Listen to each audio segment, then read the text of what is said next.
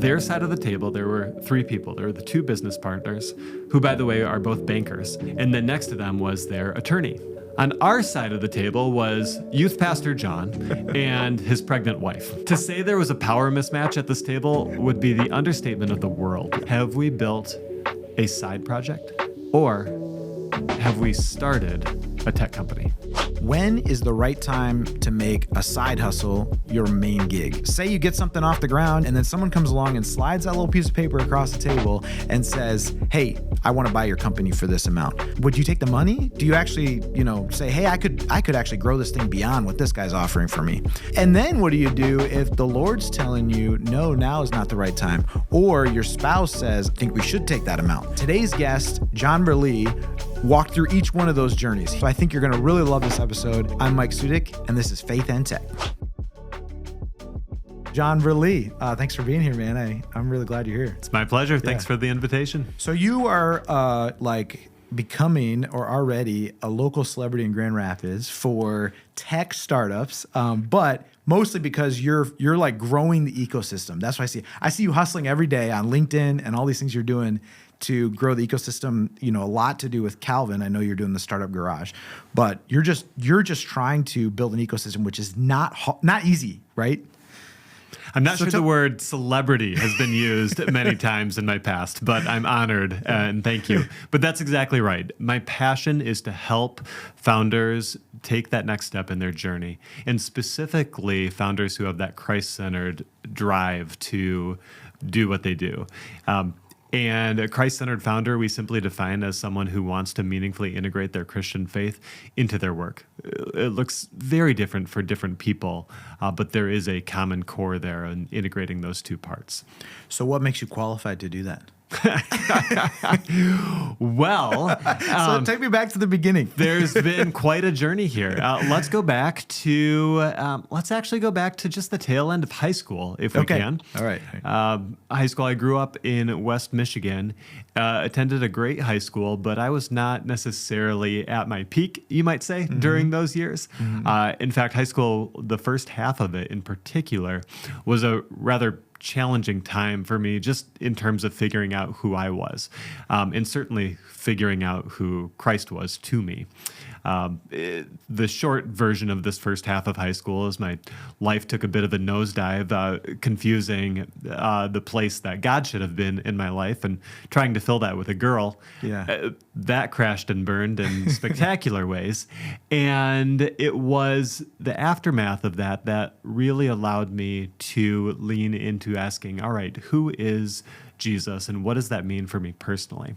And so as I stepped out of high school into college, I had this big passion not only to live a Christ-centered life, because that is where I found so much life and so much healing in the years prior, but also then to pour into the upcoming generation of middle school and high school students who were a few years behind me and help them on their own journey.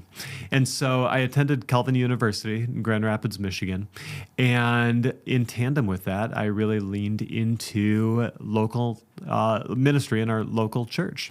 And so my freshman year of college, I got involved leading a group of squirrely 6th, 7th, and 8th grade boys at a local church, and I absolutely loved it because I was far enough removed from that stage of life that I felt like I had some perspective and something to offer. And to help direct them when they're kind of going off the rails or chasing anything but God, be it status or popularity or girls, and to say, hey, guys, this is where life is found. It's not in what the world points to. And so I really enjoyed that. And as I went on in my academic career, I became more and more convinced that ministry is what I wanted to do. To the tune that after graduating undergrad, I went on to seminary and went on staff at the same church. Wow. And really, really enjoyed this journey. Now, can I stop you there? Please. So you, it sounds like that was a journey to come to that conclusion. Did you have like different intended desires when you're going into college before that? Or, being that you're an entrepreneur, did you have other entrepreneurial stints early in your life, maybe pre-college, that kind of guided a little bit of the later stages of journey after that? Could you speak to that a little bit? Sure. I think that entrepreneurs, while it may be tough to capture in the moment, when they look back at the wake behind them, they see these different entrepreneurial bumps along the way that have been trying to express themselves. In high school, I tried to start a web development company with a friend. We got a total of $0 and 0 clients, but we had a pretty cool website. And so, like a lot of startups, that they have a cool website, but absolutely. they don't get customers. Yep. Later in high school, I started an online kind of messaging platform. This was pre-Facebook, pre-social media, really. It was back in the MySpace days. And so I started this platform, and it became kind of this social hub for my immediate friends. And my claim to fame is that our high school actually banned the website because it was becoming such a distraction. And so I felt pretty good about that. Yeah. Neither of those were either successful companies necessarily, but it was fun to lean into that. I got into when I was in college and studying. Calvin didn't have a youth ministry degree, so I was studying psychology and heading that route, which I think is a great route still for people who want to go into ministry. But I hit this point where there was a required psychology class on a Wednesday night, and that is when I was volunteering, not working, volunteering at the church with these middle school students. And so I did what seemed to be the most logical thing to me, is I changed my major and so that I could continue on at the church. But I think there's an important point there. We as a culture, put so much emphasis on the academic side of life, especially in those first 18, 22 years of life. And in reality, the thing that shifts your future more than anything else outside of God's direction is the experiences that we have. And so if there's a field that you love, oh my goodness, lean into it. Start volunteering in it. Start talking to as many people as you know who are in there. I look back and I would say one of the best decisions for my academic career was to switch majors, to stay plugged into the church that ultimately I would go on to work at, and is even more integral to the story, as I'm sure we'll get to. Yeah. No, that's one of the things I always tell people, like when I'm talking to either new high school graduates or someone that's in college, or preferably before that, is like, if you think you want to go into something, go have conversations with like 5 of those people. If you think you want to be an engineer, go talk to 5 of those people. Go take them out to lunch. Ask them to lunch. They'll probably pay for it. You'll learn so much about what do they do day in and day out, but really try to expedite that learning instead of just saying, hey, this test told me I should do X and I'm just going to go on this path. You need to go down those paths a little bit to explore things you're interested in, because you never know. You don't know what you don't know, is the old adage, right? And so I think that's wise advice. And shadow them, see what they do. So if I can lean into that a little further as the story goes on, it was about 3/4 of the way through seminary where my now wife, Carrie, and I got engaged. And she was off in grad school in Ann Arbor, over on the other side of the state. I was in Grand Rapids here on the west side of the state. And I was ready, Mike. I was ready to get married. Let's get these rings and move on to the next stage of life. And I figured out that if I quit my job at this church that had treated me so well and I had sacrificed my major for, if I quit my job, I could move to Ann Arbor, and we could get married 6 months earlier than if I waited until she finished and then came back to Grand Rapids. And so, in my not quite developed prefrontal cortex, I thought, great idea, let's go for it. So quit my job, got married, moved out to Ann Arbor, and we started life together. Now, here's where this connects. In seminary, I went specifically into counseling, into studying how to be a counselor. And I thought I really enjoyed that. And the way that I was able to quit my job early is I found 2 counseling internships in Ann Arbor, and so I Yeah. could basically finish out there. And so moved out to Ann Arbor and started these internships. I discovered within a couple of weeks, I don't want to be a counselor. Come That's on. like a ooh moment. Come Like you're like, on. oh, I just like Right. put all this time in, and now what I'm am I gonna literally at the end of my grad school career, of my seminary career, and I had not, other than just dabbling, being a client in a counselor's office, I had not experienced what that counseling office Yeah. felt like. I liked youth ministry. Counseling seemed adjacent to that, Yeah. but it was not experientially. And so while I have a high regard for the profession of counseling, it was not for me. Yeah. And so all of a sudden I found myself with all of that entrepreneurial wiring in a city where I don't know anybody other than my wife. And she, by the way, was, in addition to school, was working at a cholera lab at the time, which practically meant that her work hours were dictated not by anything related to 9 to 5 or the clock in general. It was dictated by the half-life of bacteria. And so when that spinner would spin down, she would need to go. And I basically just had a ton of time to myself. Yeah. And it was in that moment then that this entrepreneurial drive kind of leaned back into some of the, we didn't get into it, but some self-taught programming skills that I had developed in middle and high school, to say, I wonder if I can start a web development company, or at least do freelance web development work, and fill some of this free time with that, because I've got to do something. I don't sit very well. Yeah. And so I started up doing freelance web development, and about a month and a half later, Carrie finished up school. We both moved back to Grand Rapids, and the church was gracious enough to take me back on staff. And so while I don't recommend to anybody quit your job for just a quick temporary, like get married a few months sooner, I have no regrets. It worked out lovely. So, but I'm curious where your like conversations with the Lord were in that time, where you said you had done all of this like pre-work and this path to counseling, and then the rubber meets the road, and then you realize like, hey, I don't know if I want to do counseling. Was that? Tell me about a little bit about that time there, because you're dabbling now in the web design stuff, and it sounds like you went back to the church and you became a youth pastor, right? But was there a little bit of a, maybe not a doubt, but like a question of, okay, I thought I was supposed to do this, but apparently it's not, It would make a lot of sense for me to have some concerns and big frustrations in that moment. You were fine. To be honest, I don't remember a lot of those because I don't think they were there. They came out later, and we'll get to that. Yeah.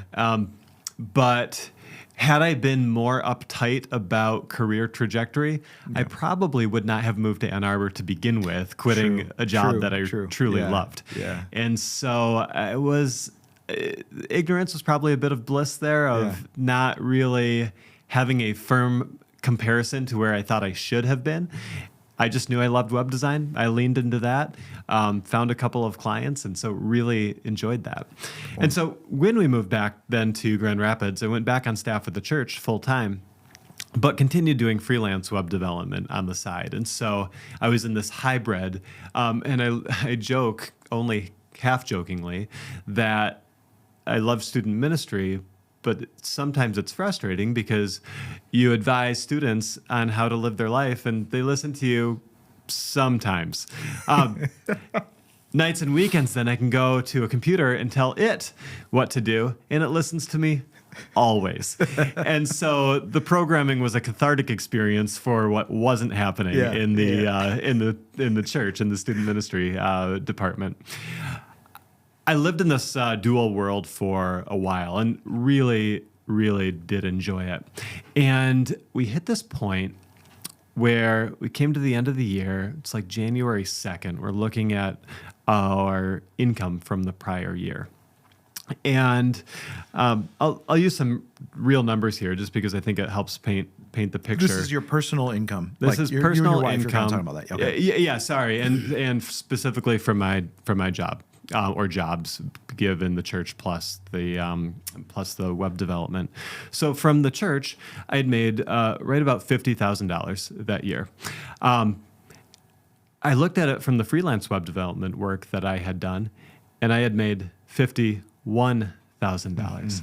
And there was this mental shift that happened in my brain where up until that point, I had always assumed my side job was my side job. It belonged on the side. But when I saw that number eclipse my salary for the year, something shifted to say, what if I do this full time? And is there a career there? And so I thought and prayed about this not long enough, and went to my boss. His name's Brady. And I have all the respect in the world for him. And it was like a Thursday. I said, "Can we grab lunch today?" And as a boss, those are words that give you a little bit of fear and trepidation about what might come. And I'm sure Brady felt that to a degree, and rightly so. Especially when your best people say that, right? Yeah. No, I'd like to think that he saw me in that category. And so later that day, over a couple of slices of pizza, I said, I really find that I'm enjoying this web development world, and I'd like to go after this full time. And so I'd like to put in my notice for quitting. Now, the youth ministry world is much like the education world in that there is a right time to quit, and it's summer. And so we had this conversation in February. And so I was essentially giving like a 3-4 months advanced notice. Yeah. And while Brady was sad, he was professional and said, it makes sense. I understand. And so we started going down this route. I began telling people internally on staff, but I didn't tell any students, and I didn't tell certainly their families either about this shift. And fast forward 2.5-3 months to a few weeks prior to summer. It was a Monday morning that I was going to send out an email to all of the families who are connected with the ministry, and announcing my departure. And I woke up that day with this deep lack of peace over this direction, and I dropped my wife off at work and kind of went through the day with almost this like low to mid-grade depression, just totally out of the blue. The day prior to that, I was fine. Nothing felt right about this decision. And there's been a few moments in life where the Holy Spirit's guidance felt so palpable, and this Monday was one of those days. I picked Carrie up, my wife, up at the end of the day from work, and she looked at my face and she said, "What is wrong?" I said, I don't feel any peace with this. I called up my boss, Brady, and with my tail between my legs said, "Brady, can I unquit?" Had you already sent the email at this point? I had not sent the email. Okay. And Brady was so gracious, said, "Absolutely, we'd love to have you back." What was interesting is around the same time, I was going through a leadership study with some of the other leaders in the church that our then executive pastor was leading. And it was looking at the life of Moses. And it was specifically looking at Moses's early, kind of first half of his life, where he's growing up under the roof of the palace. And he has this Israelite identity to him. He knows he's an Israelite, but he has this special privilege being raised by Pharaoh's daughter. And Moses goes out, he sees an Egyptian beating an Israelite. He goes, he kills the Egyptian, buries him in the sand.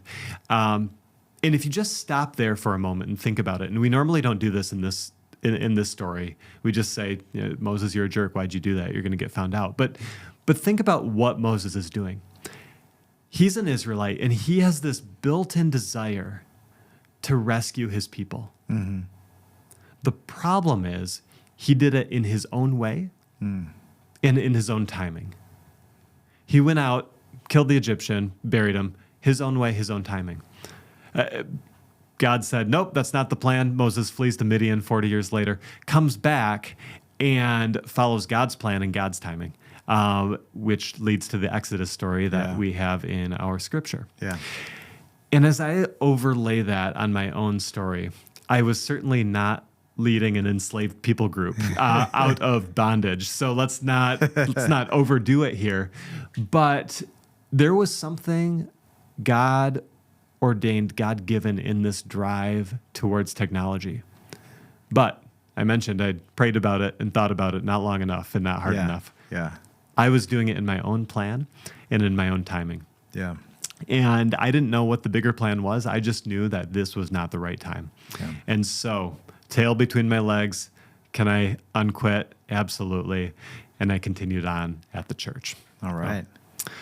So, moving from there, Yeah. a couple years later, we as a church moved our legacy software system out and a new one in. And for listeners, watchers who might not be familiar with church software, essentially every church has some software that is kind of the database of all the people in the church, handles online giving, handles child check-in, registration for events, that sort of thing. And we had switched to a different software at the church, and every Tuesday we would, as a student ministry team, circle up and talk about the weekend and what went well and what didn't. And time and again on these Tuesday morning meetings, the topic around the circle was an airing of grievances over the software and over how frustrating it was, over how slow it was. And, we're a big church. At the time, we had 80 or 90 staff, right? That allows you to specialize. You can have tech people. You can have a database person. And we're still struggling on this level. And not only you're someone that does technology, you're doing web development, that time you're like, hey, I know we could change this. We can do it better, right? That's exactly right. As I'm listening to this frustration, meanwhile, I'm thinking I build software that achieves goals not too dissimilar from this on the side. And so given that, it didn't take too long to put the two pieces together and say, if a large church, a mega church, is struggling with software like this, my goodness, how on earth does a typical small or mid-sized church do this well? And so with that in hand, I started diverting that night and weekend time from doing client work under the freelance business to creating a product specifically designed for the small and mid-sized church to serve them well with church management software. And so my risk up front was not a bunch of capital that I needed to invest. I think my total out-of-pocket cost was $7 a month for some shared host. Right? And I'm a huge fan, Mike, of de-risking the startup journey. Yeah. I talk to so many founders who are looking to put thousands and thousands and thousands of dollars into a venture. And while there can be a place and time for that, there's a lot to be said for wading in and making sure that your idea actually has traction. So started nights and weekends building out this software. And over the course of the next 8 months or so, built out what in startup world we call our MVP, minimum viable product, which is kind of what's the bare bones that you can do that is still marketable, that still delivers your value proposition. After those 8 months, I began connecting with local area churches, sitting down with them and showing them what I had built. And there's different ways to do this. I might even do it differently if I did it again. But I said, hey, here's what I built. You can use it for free. All I am looking for in terms of compensation is feedback. And I wanted to know if I built something of value or a big digital paperweight and I should move on. Yeah. And so after meeting with some of these churches, there were a few that signed up. And, signed up. Yes, I'll use your software and give you feedback is what that meant. And I received really valuable feedback. That was 8 months in. We did that for 3 months. And so at the 11th month mark, it marked the moment when I went out to a church and I sat down with them and I did the whole spiel. But then at the end, instead of saying, you can have it for free, I just need feedback, I said, and that will be $50 per month if you sign up. And the pastor looked at me and he said, that sounds good to me. And in What's my that mind, moment right there? You're like, whoa. in my mind, I said, really? Like real American US dollars? There is nothing more exhilarating to that entrepreneurial mind than to have a product you develop. You're not commissioned to do it. You develop it and to put it out there and for someone to say, yes, I'm going to validate that with money. It's just huge. Yeah. And that's why I even say in the testing that I did for the 3 months prior to this, if I did it again, I might ask for money sooner just as a form of validation. Yeah. And so by the end of the first calendar year, not only that first church, but a second church had signed up. I was raking in $100 per month. It had not yet eclipsed the client work that I had said goodbye to, nor could it even pay for all that much, but it was something. It was then the coming months where I leaned into online advertising and realized that, yes, there is product market fit here. Yeah. But it was also a crazy season because I was the only person. Yeah. And so I was taking sales, I was taking support, I was legal for whatever smidgen of time that got allocated. And I was admin, I was all of it. Were you still, you're still a youth pastor this time, I'm right? still a full-time youth pastor. Yeah. And when I started writing that first line of code, my wife and I had just had our first daughter. She was 3 months old. All right.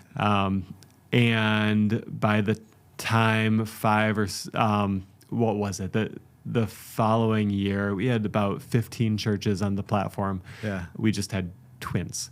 21 months after So those were having number our first. 2 and 3. So number then. 2 and Okay. 3. Wow. So we have 3 kids. Wow. Now they are Congratulations. age 12 and almost 11 for the twins. Okay. But at that time, that was just the absolute chaos. 3 in diapers, Yeah. trying to wear all of these hats, working full time at the church, wanting to truly do a great job serving these students, nights and weekends, building out the software because it wasn't done. It was the MVP, minimum viable product. I had a lot more vision that needed to go into this. It was utterly exhausting, and exhilarating at the same time. So tell me about the peace level at that time. So previously, you were gonna quit your job. It was not the Lord's time. It was the Holy Spirit was basically saying, not yet. This is not the right path. Now you fast forward. You're in a time where you're seemingly drowning. I would imagine. Having young kids myself. Having multiple kids in diapers. It's like now you're trying to run a business. Like you're trying to manage all that. I think in those times I've seen. The only time I've been able to, survive those periods that are extremely stressful are like with the power of the Holy Spirit, with, leaning on Christ. And so tell me about that when clearly this was similar, where it's like you're seeing a path to doing this full time. You're seeing a season shift here in life. Did you have that peace? Did you tell me a little bit more about like dig a little deeper in that time there? We were still trying to figure out what this was. I wasn't necessarily stepping into this thinking I'm going to start a company. I simply saw a need and wanted to build a product that could fill it. I had a lot of peace in the overall direction. I wasn't wrestling in the same way that I had a couple of years ago. The question didn't even come to my mind, but it was utterly exhausting. And so it was right in the midst of this that a friend of a friend down in Atlanta gave me a call. And they ran an outsourced accounting company, so kind of adjacent to the church world. They served a lot of churches. And he called me up and he said, Jon, I'm interested in investing or acquiring your company. We had like 15 or 20 churches at this time, right? And so pretty early on, and I'm exhausted running all these areas of life.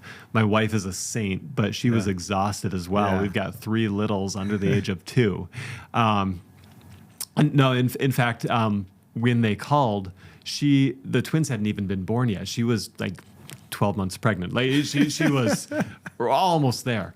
And so we flew down to Atlanta to meet with this guy. It was literally the last week that Carrie was allowed to fly, given where she was at in the pregnancy. Wow. And so they take us down, and they did the classic tour of the office, take us out to a steak dinner. And then we stayed in a hotel. The next day, we come back to the office, and we sit down in this conference room.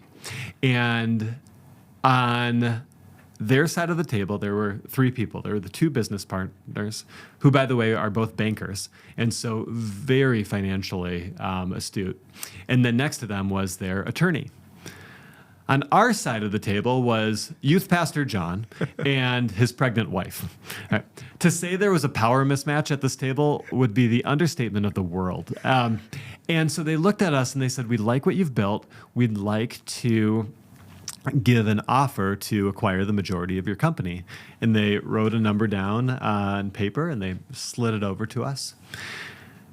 The number was bigger than what my annual salary was at the church, but not a lot bigger. And it really forced this moment of, what have we built? Yeah. Have we built a side project? In which case, great. Take the money and move on to the next thing. Or have we started a tech company? In which case, if this is an exit, this is way too premature.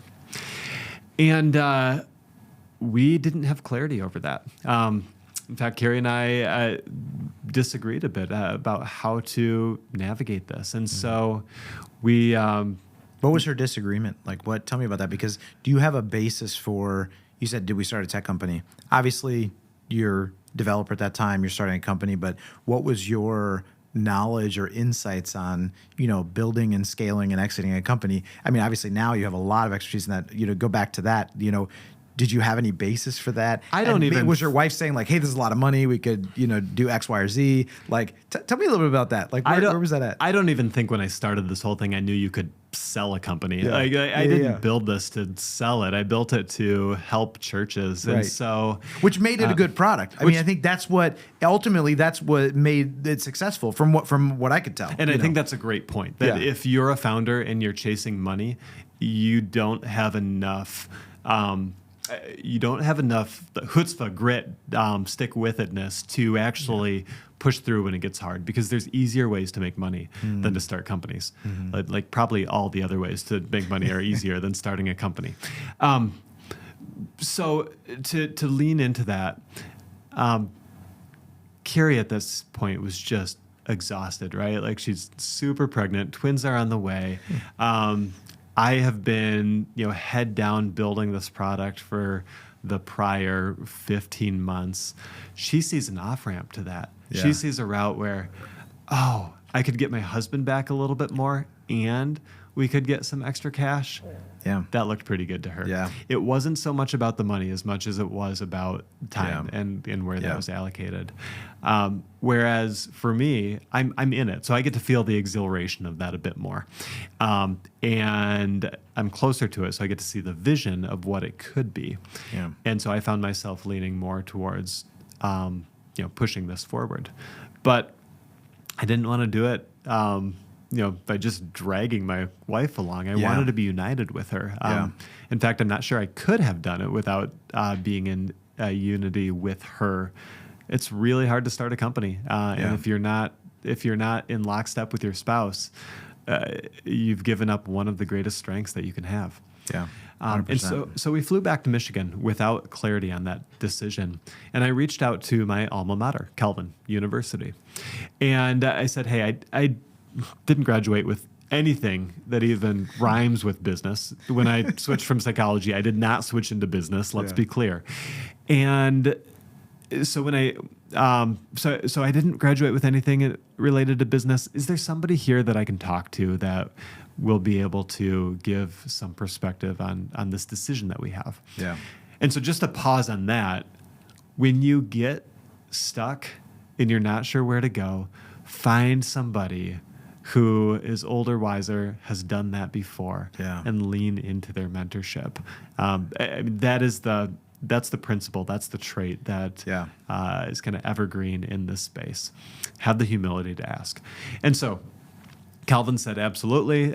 They connected me with a marketing professor named Tom Betts, and we met over at Starbucks in Grand Rapids here. And we sit across the table from each other and exchange pleasantries, and I brought the numbers and trajectory of where we're going, and I showed Tom this, and he looked it over, and he said, John, I think you've got something here I wouldn't sell. And so I went home, and Carrie and I chatted, and to her credit, she said, okay, let's go. There haven't been a lot of moments in life where Carrie and I have just seen things differently. Most of the time we kind of journey that together and come along. This was one of the very few times where she said, I don't see it the same, but I'm going to trust you. And so let's do this. And I can't thank her enough for that. That was a major sacrifice because she knew that she was signing up for more of what she had experienced over the last few months.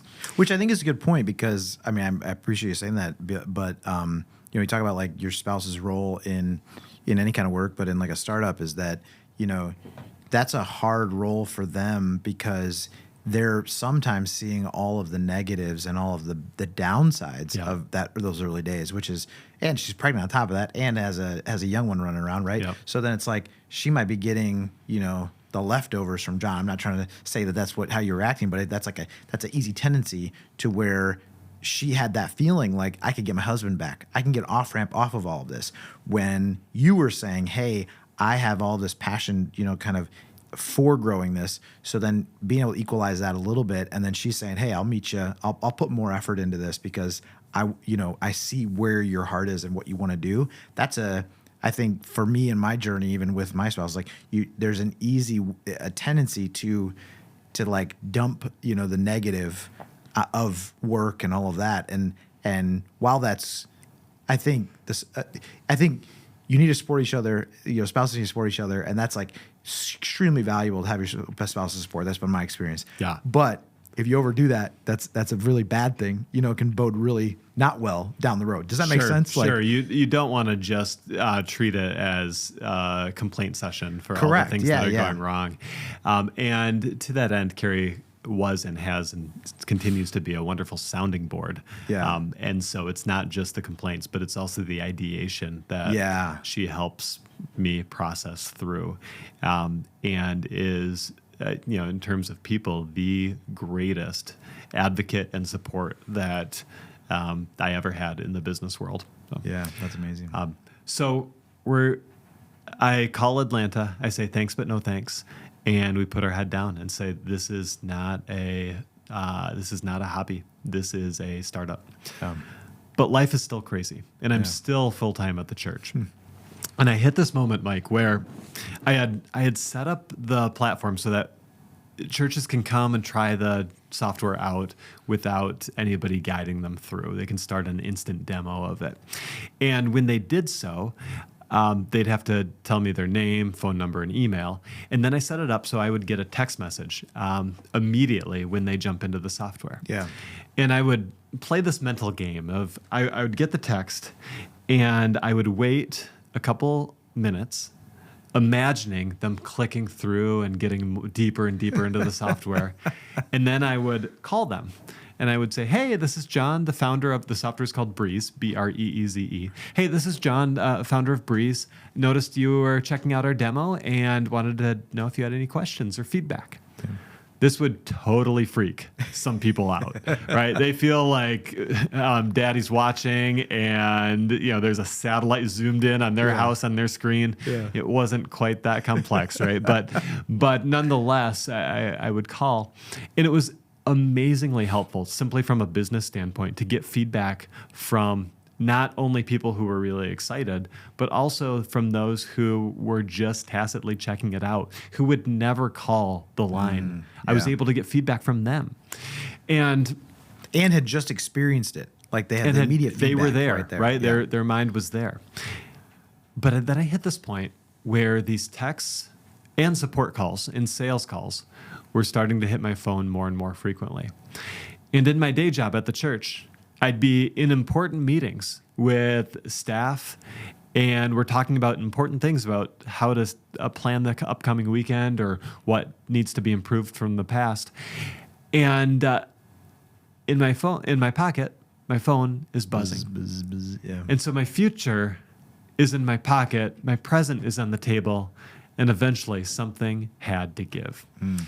And it was in this midst that I said, I can't do justice to my day job anymore. I have to step out. Yeah.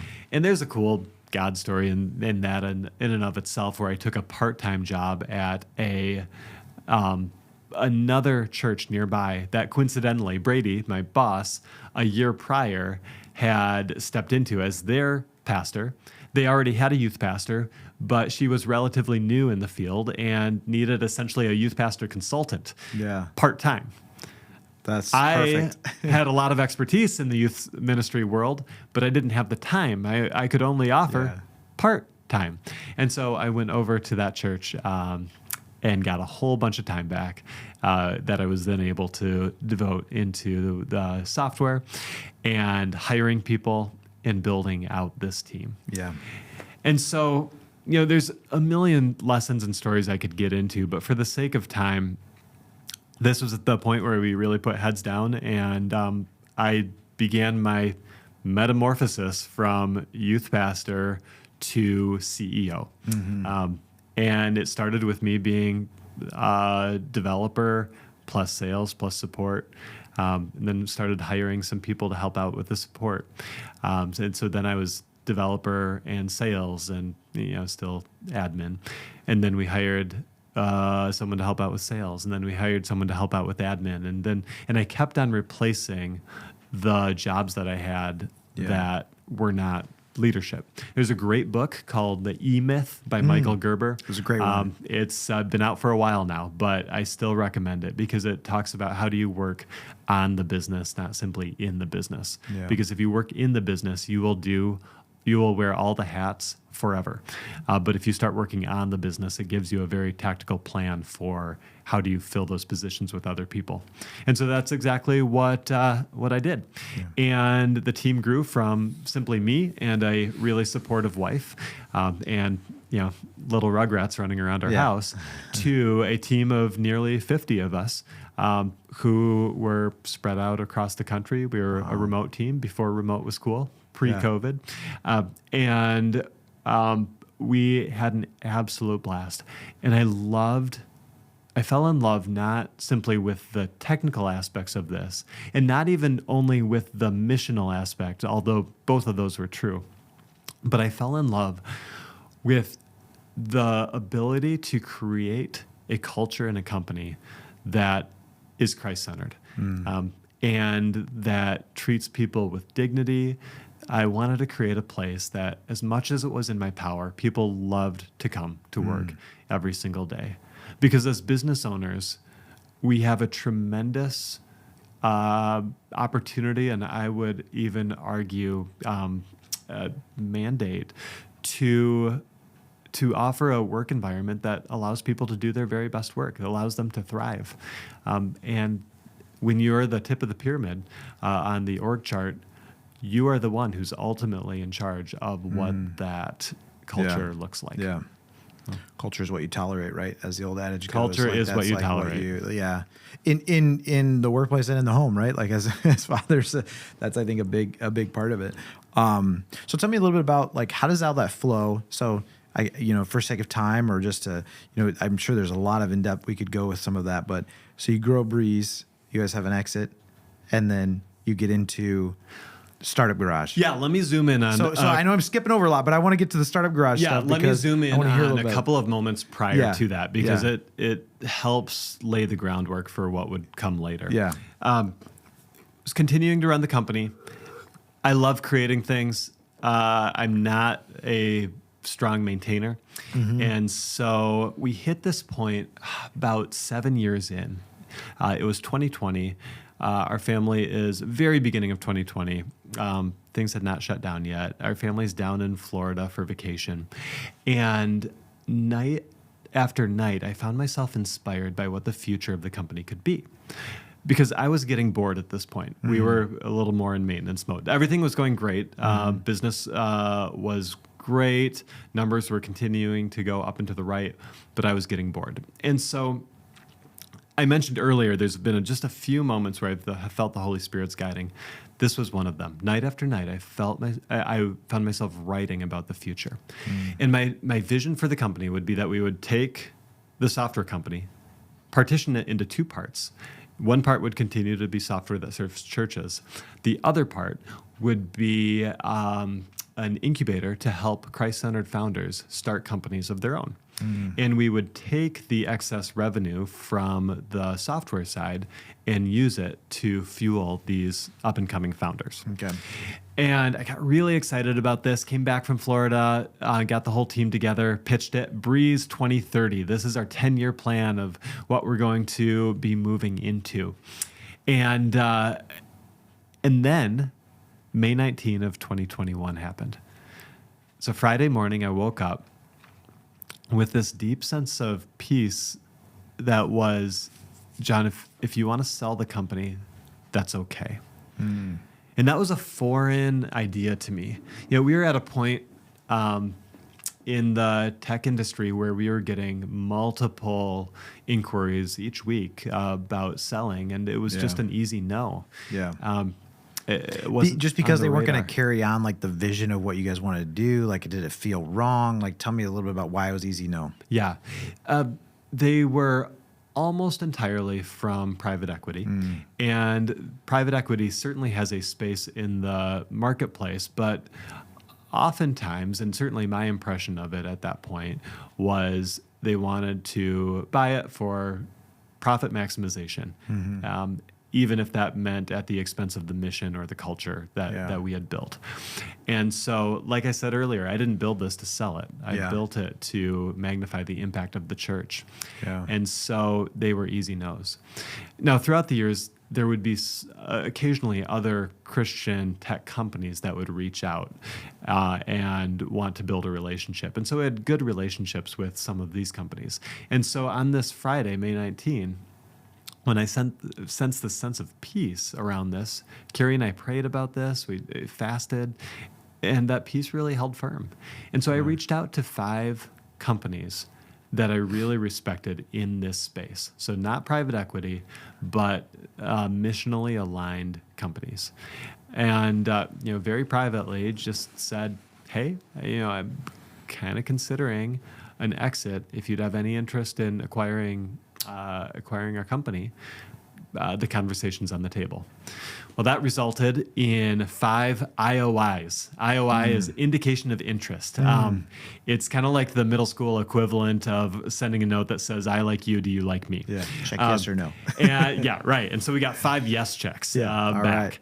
Right. And so with that, we brought in then an external company to help kind of manage this process, and they were really the chaperones in the room, right? Like they help vet these different companies and who makes sense to move forward with and who doesn't. And they did an incredible job being exactly that, the chaperones.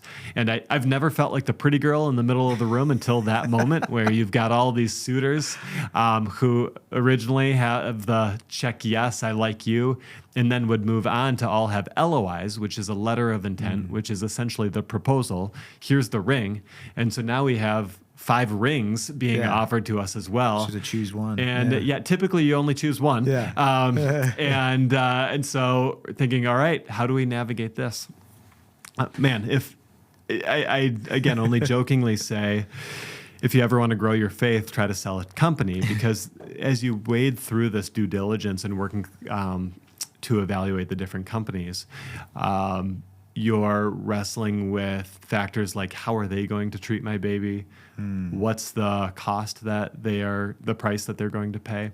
And the most helpful tool that I had to evaluate which of these parties makes sense to sell to comes from a book called Finish Big. It's got a whale on the front of it. If you search Amazon, you'll find it. Yeah. And in the opening sections of that book, there are these 4 principles that I call the NAME principle, N-A-M-E.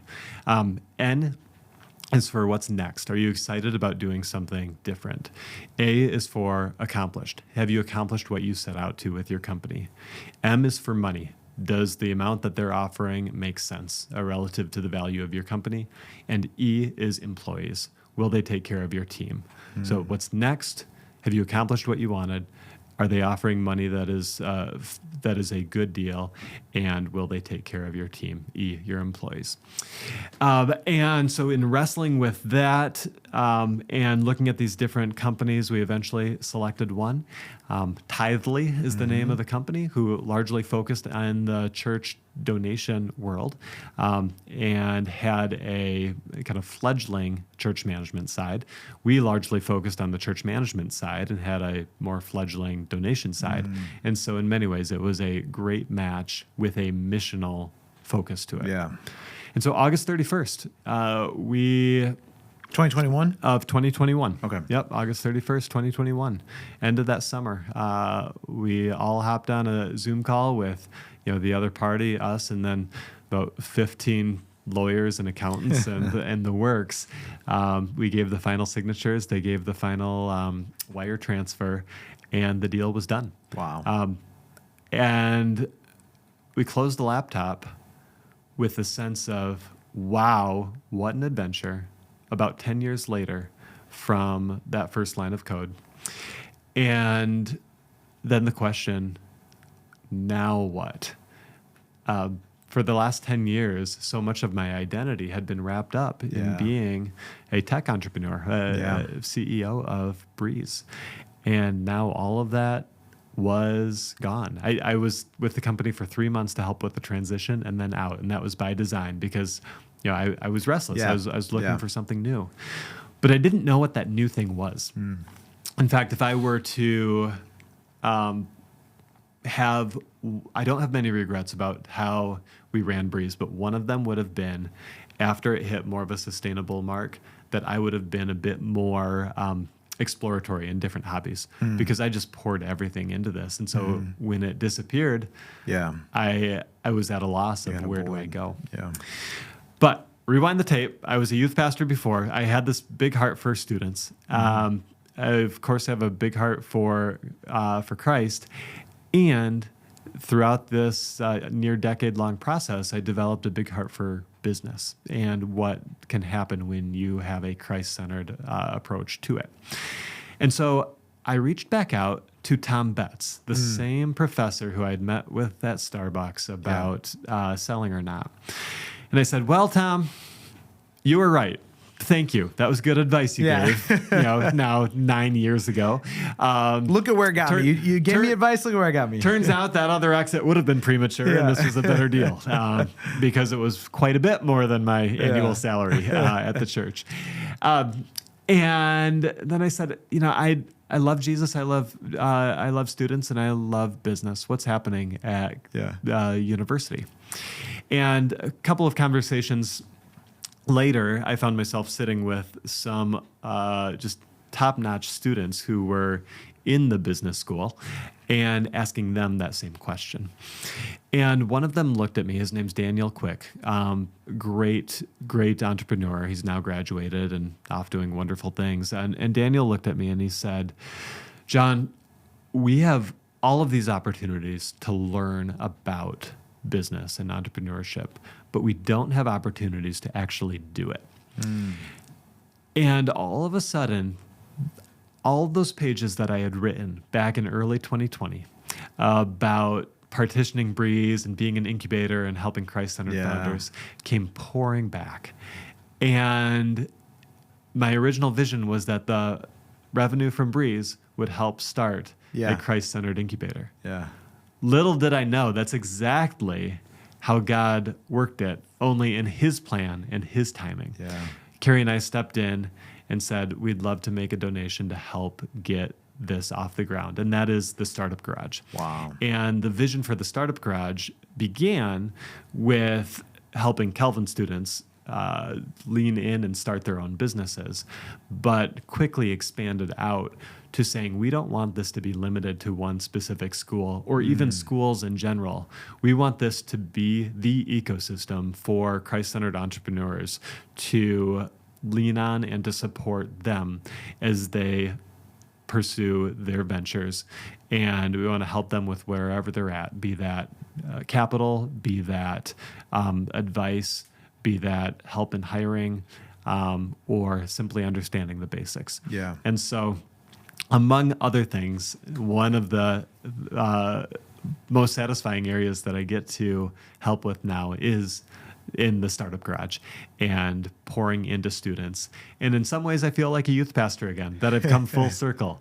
I'm hanging out with students on Wednesday night, eating pizza and talking about life. But it's business that brings us to the table, but still with that Christ-centered focus. What do you feel like is the, when that guy said, we're learning all these things in books and we're learning all these opportunities, or we're learning all about business, but not given the opportunity to do it. What do you think the barrier was? Was it a mixture of things? Because, you have all of this academic knowledge about business and you can, read about it in a textbook, but ultimately you need like capital, you need connections, you need the marketing professor that's going to tell you, this is a good deal or a bad deal. Can you speak to what you felt like was the void that was missing there? Because obviously it's produced, universities produce like, business graduates that go out and do things, but there is a component to a Startup Garage type startup studio or whatever you might label it that is bringing to the table all those things in a special way that is mixing them all together. It's not just a scholarship fund. It's not just an investment fund. Yeah. It's, it's all these things. That's a great question and one I've not been asked before. Early in the Startup Garage, I sat down with a student named Cam. Cam had just finished a summer of pressure washing for other people. And it sparked an idea of what if I can create an app that allows people who need tasks like pressure washing, window washing, weeding, raking, whatever it is, connect those homeowners with people in the community who are interested in doing those tasks. Yeah. This was simply an app idea. A lot of people have app ideas. Yeah. A lot of people have business ideas in general. But your question is, what was missing previously that wasn't allowing ideas like Cam's to be manifested as actually something in the world? And so Cam and I sat down, and he shared this idea with me. And I think the difference in the answer to your question is my response, which was, Cam, this is a great idea. You should do it. By that I mean somebody to believe in these students and to expect it out of them. Because there is, even in more seasoned professionals, there is this imposter syndrome where you think, no, I couldn't do it. I'm not ready. I'm not an entrepreneur. Yeah. But when you have someone who looks at you and says, no, you have what it takes. That's great. And Calvin has wonderful professors. But when you set up a program that's intentionally positioned to pour into these students and not only that, expects it out of them, expects businesses to be created from what they're doing, it changes it all. We offered capital as part of this program to students to be able to get off the ground. Some take it, but not enough for me to look at you and say, capital's the difference. They just didn't have the money. Yeah. Right? We offer expertise, but not enough that is meaningfully different from what they might get if they set up a private meeting with another professor. Yeah. There's a lot of really intelligent professors at Calvin who I have loads of respect for.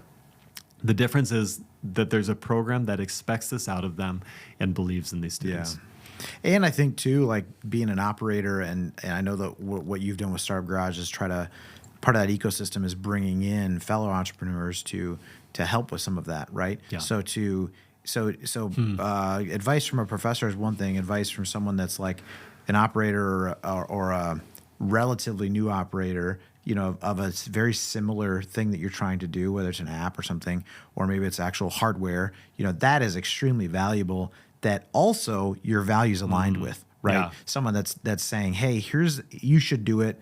I'm going to hold you to the standard, but I'm also going to guide you in a way that's our values are aligned, not like just maximizing profits or whatever it is, which I know that's intertwined in the Startup Garage ecosystem with Calvin, is that, hey, this is not just about money here. This is a holistic thing. And I think that's a very powerful ingredient that you can't really do with just the university setting, right? With just professors, with just academics. Those are like table stakes, and those are very good. It's not to say those are lacking, but you have this whole other like dynamic at play. I'm glad you brought that up, because these students for their entire lives essentially get told the message of work hard to get good grades so you can get a good job and you can, you know, pay for your lifestyle. Yeah. That's it. And that's great. We need the majority of people to go that route, right? To be employees. But it suppresses an alternate narrative, and that is dream, do your due diligence on that idea, and then start it and launch it. Yeah. And what we gain by having entrepreneurs come in and share their story is that if entrepreneurship is a highway, these students need on-ramps to get onto that highway. And no two entrepreneurs have the same story. And so we have one entrepreneur who comes and shares how they took over their dad's fledgling business and developed it into this massive, you know, name brand, which is the story behind Howie's hockey tape, right? Yeah. And so Max shares his story there, and it opens up pathways in students' minds in terms of taking something small and making it big.